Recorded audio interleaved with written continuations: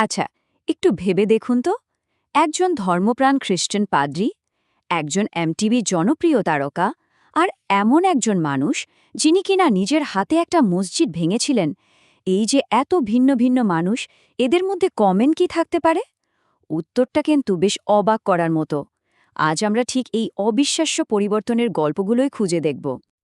তো চলুন আগে দেখা যাক কারা আছেন এই গল্পের পাতায়। প্রথমেই ধরুন একজন পাদ্রীর কথা, যার পুরো জীবনটাই কেটেছে ঈশ্বরের সেবায়। তার ঠিক পরেই আসছেন একজন এমটিভি প্রেজেন্টার, মানে যার দুনিয়াটাই ছিল গ্ল্যামার, পার্টি আর ক্যামেরার ফ্ল্যাশে ভরা। আছেন একজন কট্টর নাস্তিকও, যিনি যুক্তি আর বিজ্ঞান ছাড়া আর কিছুই মানতে রাজি নন। আর সবশেষে এমন একজন যে কিনা একটা পবিত্র উপাসনালয়ে ভাঙার কাজে সরাসরি যুক্ত ছিল। একজন ধর্মগুরু, একজন তারকা, একজন নাস্তিক আর একজন ধ্বংসকারী। ভাবা যায়, এক একজন এক এক মেরুর বাসিন্দা। তাহলে কি এমন জিনিস যা এদের সবাইকে এক সুতোয় গেঁথে ফেলতে পারে? এটাই তো আসল প্রশ্ন, তাই না? এই যে এতগুলো আলাদা আলাদা জীবন, এদের মধ্যেকার যোগসূত্রটা কিন্তু এদের গল্পের মতোই অবাক করার মতো।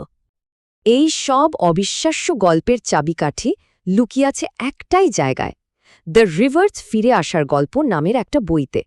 আর এখানেই কিন্তু আমাদের সব প্রশ্নের উত্তর মিলবে। বইটা আসলে সেই সব মানুষের সত্যি ঘটনা নিয়ে লেখা, যারা নিজেদের জীবনের একেবারে গোড়া থেকে বদলে ফেলেছেন। মানে এতটাই বদলেছেন যে তাদের পুরনো আমিটাকেই আর চেনা যায় না। এখানে রিভার্ট বা ফিরে আসা বলতে ঠিক এটাই বোঝানো হচ্ছে, বিশ্বাস আর জীবনযাত্রার এক আমূল পরিবর্তন, যেন নিজের মূলে ফিরে আসা। এরকম একটা দুটো নয়, মোট ১৩টা, হ্যাঁ ১৩টা নাটকীয় জীবন বদলের গল্প আছে বইটাতে। প্রত্যেকের রাস্তা হয়তো আলাদা ছিল, কিন্তু অবাক করার মতো ব্যাপার হলো সবার মঞ্জিলটা কিন্তু এক জায়গাতে এসে মিলেছে। এই বদলের ব্যাপারটা ঠিক কতটা গভীর সেটা বুঝতে হলে চলুন সবচেয়ে আলোড়ন তোলা গল্পগুলোর একটার ভেতরে ঢোকা যাক। সেই মানুষটার গল্প যে কিনা ধ্বংস থেকে সৃষ্টির পথে ফিরে এসেছে। গল্পটা বলবীর সিংয়ের। তিনি একসময় এমন একটা ঘটনার সাথে জড়িত ছিলেন যা গোটা দেশকে নাড়িয়ে দিয়েছিল, একটা ঐতিহাসিক মসজিদ ভাঙার ঘটনা। একসময় যে হাতগুলো ভাঙার কাজে লেগেছিল, ভাবুন তো সেই একই হাত এখন নতুন করে গড়ছে।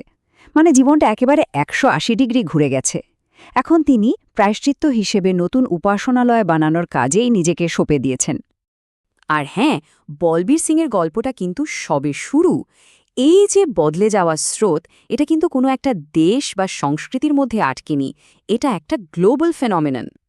এই বইয়ের গল্পগুলোর বৈচিত্র্য দেখলে সত্যি অবাক হতে হয়। একদিকে যেমন আছে লন্ডনের ভোগবাদে ডুবে থাকা তরুণ তরুণী, তেমনি আছেন আফ্রিকার এক সমাজতান্ত্রিক বিপ্লবী। আবার ইউরোপের এক বিখ্যাত টিভি প্রেজেন্টার, একজন ধর্মপ্রাণ হিন্দু, এমনকি ফিলিপাইন থেকে গাজা পর্যন্ত ঘুরে বেড়ানো এক ব্রিটিশ তরুণের গল্প আছে। এদের সবার ব্যাকগ্রাউন্ড আলাদা, কিন্তু প্রত্যেকেই যেন জীবনের আরও গভীর কোনো কিছুর খোঁজে বেরিয়েছিল। কিন্তু এত যে ভিন্নতা, এত যে আলাদা আলাদা পথ, সব কিছুর পরেও প্রত্যেকটা গল্পের একেবারে গভীরে কিন্তু একটা কমন জিনিস লুকিয়ে আছে। আর সেটা হলো মানুষের এক চিরন্তন খোঁজ। আসলে পুরো বইটা ঘুরপাক খাচ্ছে সেই সব মৌলিক প্রশ্নকে ঘিরে, যা হয়তো আমরা সবাই জীবনের কোনো না কোনো সময় নিজেকে করে থাকি। যেমন আমাদের জীবনের আসল উদ্দেশ্যটা কি, সত্যিকারের শান্তি কোথায় পাওয়া যায়, আর সবচেয়ে বড় কথা, এতটা প্রফাউন্ড পরিবর্তন কি আদৌ সম্ভব?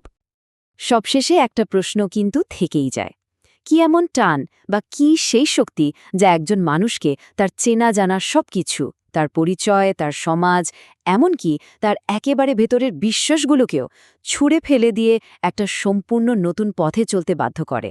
এই প্রশ্নের উত্তরটা হয়তো শুধু তাদের গল্প বলে না, আমাদের নিজেদের সম্পর্কেও অনেক কিছু বলে দেয়।